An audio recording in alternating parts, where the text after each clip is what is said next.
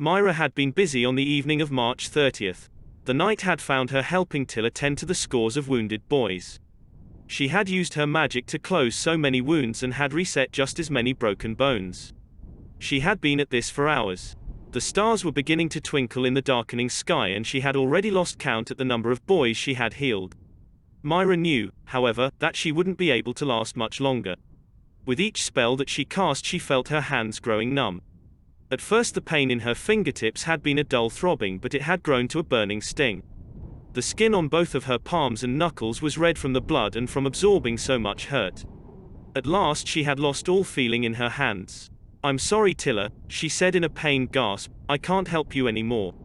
Tiller heard the effort in Myra's voice and looked over at her. She went to her friend's side, took hold of her hands and examined them. "You need rest," she said, "go and lie down." "Aren't you tired too?" asked Myra. "I am," nodded Tiller, and it was then that Myra saw the dark circles under the Arthurian girl's eyes. "But I still have work to do," continued Tiller. "You, on the other hand, are of no use to me or anyone else for that matter. You need to let the pain you've absorbed dispel before you do anything else." Myra wanted to help Tiller. There were still so many wounds that needed to be tended to. But she was forced to admit that she couldn't use her hands at all at the moment. And without her hands she couldn't use her magic, at least that's what she thought. She hadn't tried any other way to cast her spells, and something told her that now was not the time to experiment doing that. She might accidentally hurt herself or someone else. Myra rose to her feet and turned towards Stygian's Festning. She could see torchlight emanating from it. "I'll come back as soon as I can," she said over her shoulder. "You may do that," said Tiller, "but I won't let you help me until your hands are completely back to normal." Myra nodded and bid her friend good night. She turned and began walking towards the fort. The grass grew long here, up to Myra's knees. She lifted the hem of her skirt as she waded through the green blades. She yawned and looked up at the sky. The stars were out and lit the heavens with a multitude of twinkling blue-white diamonds. It was a very beautiful sight. "I wish I could see them in the day as well," she thought to herself as she continued on. "Myra, can you hear me?" a familiar voice said in the back of her mind. Myra stopped dead in her tracks. She looked around, but she was alone. She had left Tiller and the wounded boys 100 yards behind her, and the walls of Stygian's Fastening were another 100 yards ahead of her. There wasn't anyone else. "Yes, I can hear you," Myra said in a quiet voice. "Who is this?" "Can you hear me?" the voice said again. "It's Asa." "Asa, where are you?" said Myra. "I can't see you. Did you turn yourself invisible?" She looked around but saw nothing. "Myra, can you hear me?" Asa's disembodied voice said. "He can't hear me," Myra said to herself before she realized what was happening. "Yes, I can hear you," she thought, thinking in a loud voice. "Can you hear me?" "Yes, I can," replied Asa's voice, "and there's no need to shout. Think in a normal voice." "Sorry," Myra replied, lowering her mental volume. She took a few more steps towards Stygian's Festning and halted, looking up at the stars. "Asa, how are we doing this?" she asked. "I honestly don't know," Asa replied. "You're asking me. You are the one who first did this when Jessica was chasing us, remember?" Myra felt a shiver pass through her as she recalled the pursuit. She remembered that she had called out to Asa with her mind, reasoning that since they had been able to slip into one another's dreams, they should be able to hear one another's thoughts. "I remember," answered Myra as she continued on towards the fort. "Can you see me as well, or can you just hear my thoughts?" asked Asa. "I can't see you at all," she replied. "When I first heard your voice I thought you had turned yourself invisible or something like that." "Don't be silly," Asa laughed. "I can't do anything like that. I can make myself harder to see, but total invisibility is currently beyond me right now." "What do you mean when you say harder to see?" asked Myra. "What I mean is that I can make people ignore me if I don't want to be noticed by them," replied Asa. "It's called a perception hex. It's fairly simple to learn, but it is very difficult to pull off correctly." "Oh, okay," Myra thought with a nod of her head. A few moments passed in silence before Myra asked, "Asa, can you see what's in my mind, or can you only hear my thoughts?" "I can only hear your thoughts right now," he answered. "Why, what are you thinking about?" "Nothing at the moment," she thought. "I was just curious." Myra halted and looked up at the stars twinkling overhead. She wasn't sure, but she thought she had caught a glimpse of something black fluttering across the stars. Maybe a bat or a bird of some kind. Whatever it was, it had seemed big. She tried to see if she could spot it again. Was it a cloud she was looking at now, or was it something else? There was a starless void hanging in the black sky, a void that seemed to moving ever so slightly. What is that? She found herself whispering as she looked at it.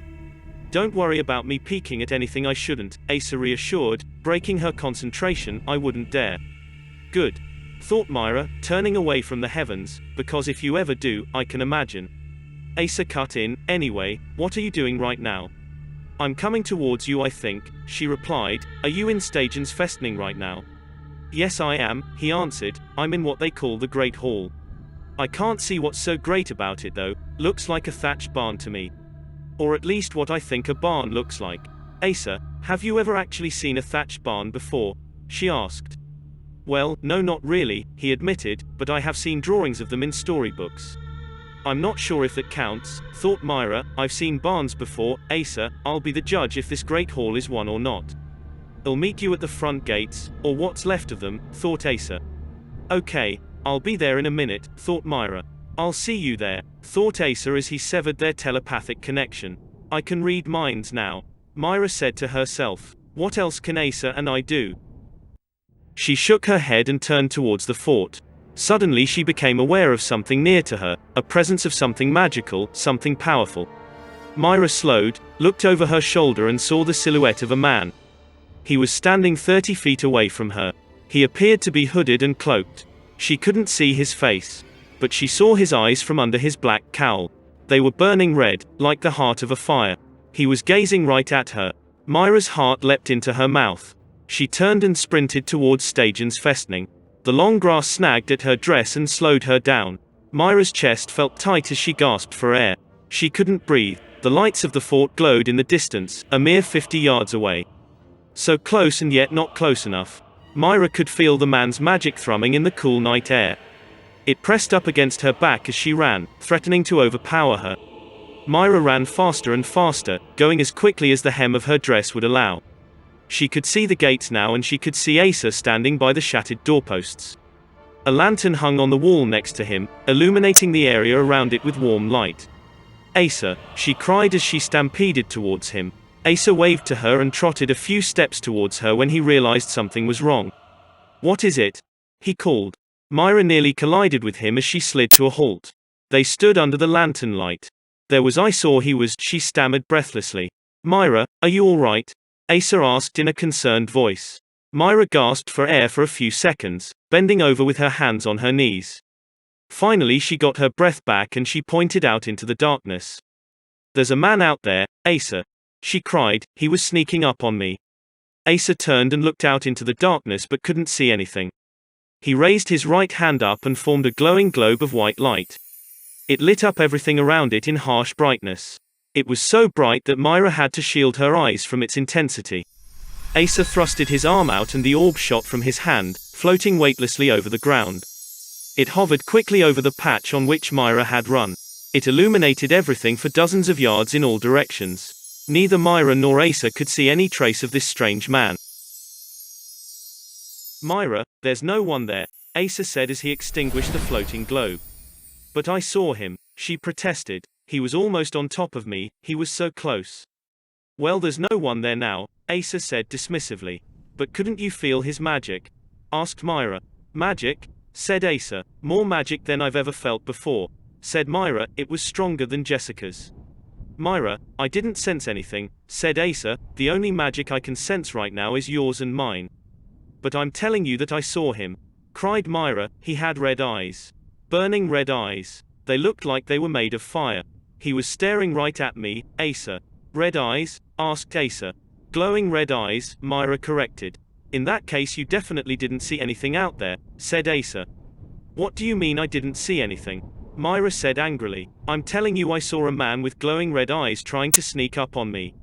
And you say that this man had magic? Asked Asa, crossing his arms over his chest. I told you already, she moaned. I could sense it emanating off him.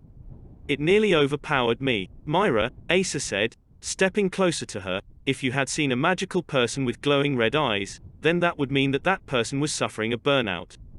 Burnout? Asked Myra. It happens when your magic builds up inside of you until it literally bursts out. explained Asa. It's very dangerous when it happens. You mean you explode if you have too much magic inside of you? Asked Myra. Only if you lose control of it, said Asa. You very nearly suffered a burnout back in Empire City. Do you remember the train station? You saw the Sulian who had murdered Lazarus there. Your anger built up and your magic grew with it. If I hadn't helped you when I did, the whole station would have been reduced to a burning crater, sooner than it did at any rate. You mean I would have been blown to bits? Asked Myra, the color draining from her face. No, you would have survived, said Asa. At least there's a chance that you would have survived. You would have been badly burned and possibly blinded and deafened for the rest of your life, but beyond that. That's not making me feel any better, winced Myra. If you had really seen a man with glowing red eyes, Asa went on, then it would have meant he was about to go bang. Seeing as there hasn't been any large explosions since we've been talking, I think it's safe to assume that there wasn't any strange men stalking you in the darkness. But I saw him, Asa. Myra protested. I saw him as clearly as I see you. How long did you see him for? Asa asked. Only for a second, Myra replied. And you've been helping Tilla heal the wounded Arthurian boys since the battle was over, right? He continued. What does that have to do with anything? Asked Myra. Listen to me, Myra, said Asa. You've been using your healing magic all day long under the hot sun. You're tired and probably very thirsty as well. At this, Myra realized just how dry her throat felt. You were coming over here and saw, or at least thought you saw, something out of the corner of your eye, Asa said. Your imagination just filled in the gaps. You were just seeing things, Myra, that's all. Myra closed her tired eyes and shook her head. Asa was wrong, she knew he was. She had seen someone out in the darkness, she was certain of that. And besides, she had felt the man's magic. She couldn't have imagined that, could she? I'm too tired to deal with this right now, she moaned as she opened her eyes and looked at Asa. Are you sure I couldn't have seen anyone out there? She asked him. I'm sure, he reassured her. If it makes you feel any better, my eyes play tricks on me all the time. But my eyes are clearer than yours, she counted. Myra, there's no one out there, said Asa. Myra frowned as she looked at him. She shook her head as she turned to enter the courtyard. Amaron was lying on his left side by the wall. The grey dragon appeared to be half asleep, but Myra knew better. She saw the black and amber eye moving about under the drooping lid. Amaron was only pretending to sleep. She walked up to him and tapped him on the end of his snout. What do you want? He snorted. Amaron, I saw someone, she began to say. Yes, I know, I heard you and Asa talking, the dragon grumbled as he rose to his feet. I did see him, Myra insisted. And what do you want me to do about it? Asked Amaron, lowering his large head to look her in the eye. I want you to find him, said Myra. I agree with Asa, said Amaron, there's probably no one out there. Please, said Myra, just humor me. Amaron caught the hint of fear in her voice. He knew that it was most likely just her imagination, but he saw that she wouldn't rest until she was set at ease. And there's only one way to do that, thought Amaron as he raised his head and moved towards the gate. He stepped over both Myra and Asa as he walked through the destroyed doorposts. Amaron walked to where the light of the fort faded and darkness took over. He rocked back on his tail and sniffed the air. If there was anyone around, then they would soon be discovered and dealt with. A dragon's sense of smell is strong, stronger than the best bloodhound ever bred. Amaron could smell everything around him, the grass underfoot, the sweat of the ponies and horses, the broken bits of wood that had been the gates, and the blood from the wounded boys. Nothing could escape his nostrils. He filtered out all of the usual smells and sifted through the abnormal scents, cataloging each in the back of his mind. He could sense the aroma of Myra and Ace's magic. It was pungent and hard to miss. But that was all the magic he sensed. If there had been another magician or wizard out there, Amaron would have picked up the trail instantly. But there was nothing, not even the faintest echo. Aside from the lack of any magic, the only thing Amaron could smell with any certainty was a weak trace of burnt ash. He thought it was odd since there were no campfires burning outside of Stygian's Festning. He peered into the dim gloom.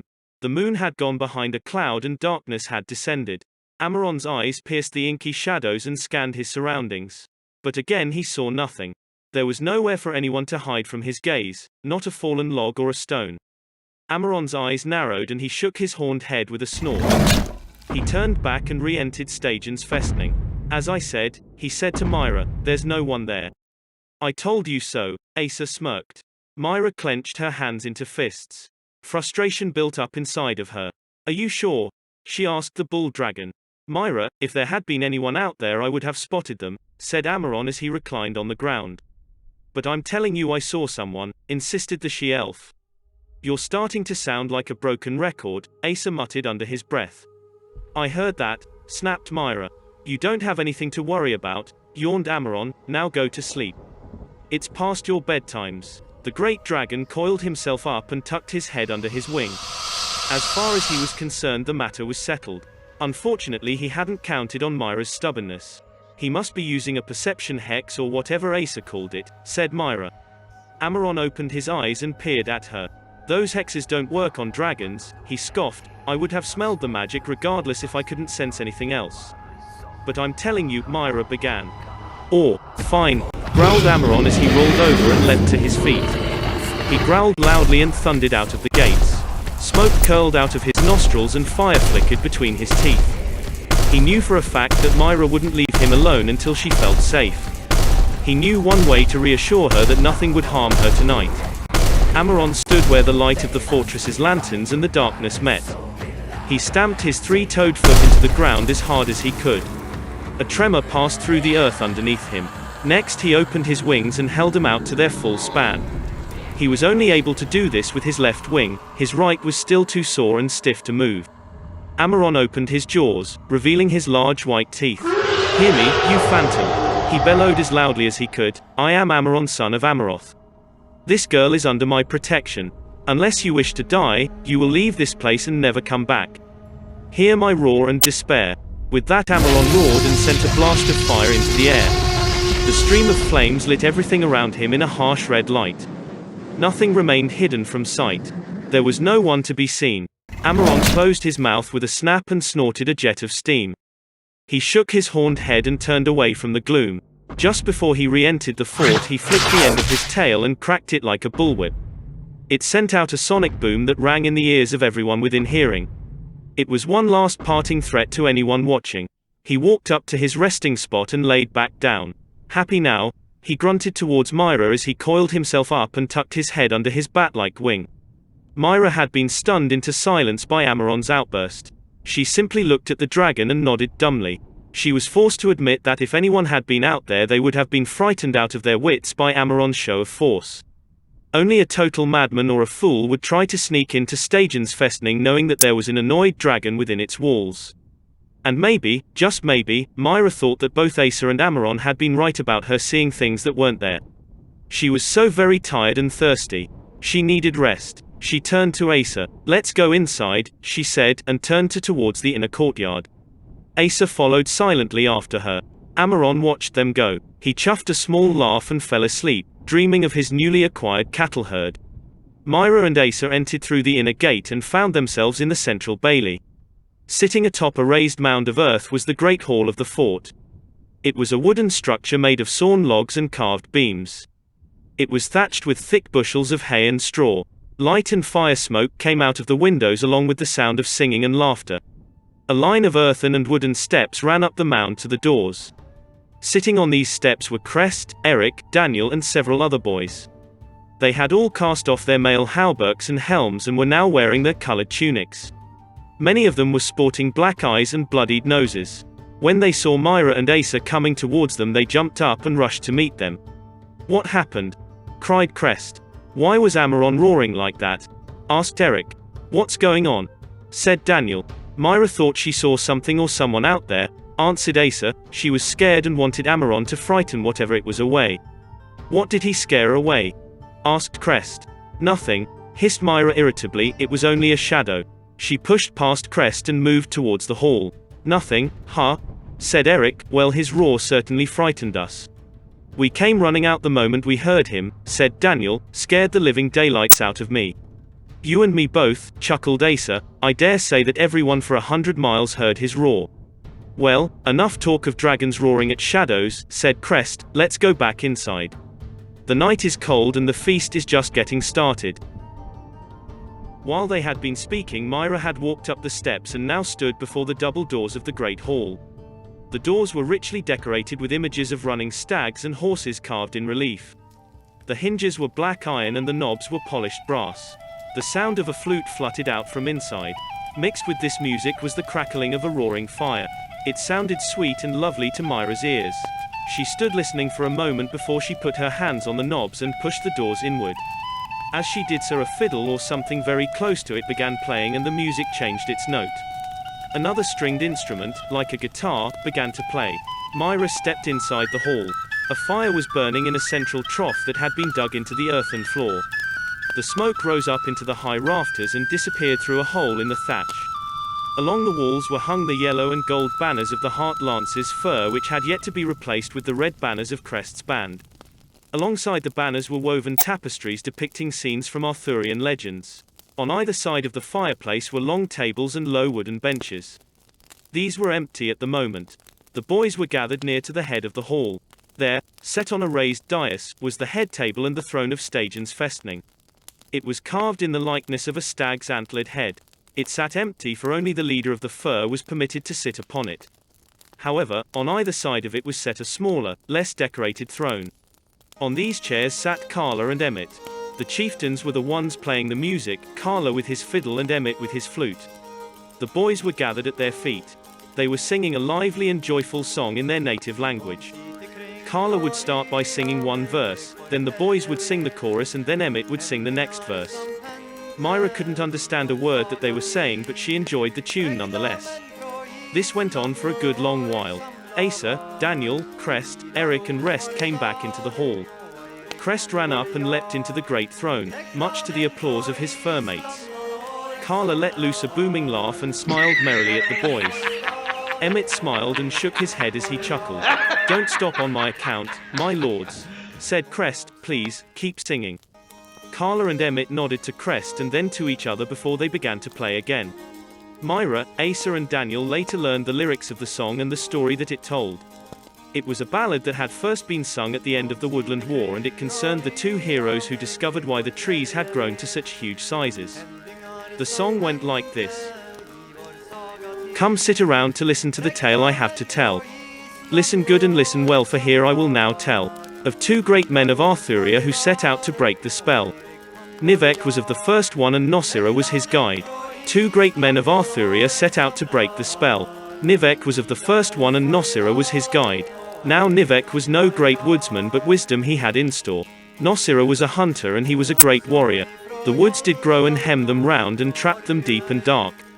The little town they lived in was totally cut off. Two great men of Arthuria set out to break the spell. Nivek was of the first one and Nosira was his guide. The first day they built ramparts to keep the woods at bay. With axes they did chop and hew until they dulled their blades. But with each new day the forest grew and their hard work was undone. Nivek vowed to find out why this was coming true. Two great men of Arthuria set out to break the spell. Nivek was of the first one and Nosira was his guide. Now Nosira vowed to go with him to see what he could do.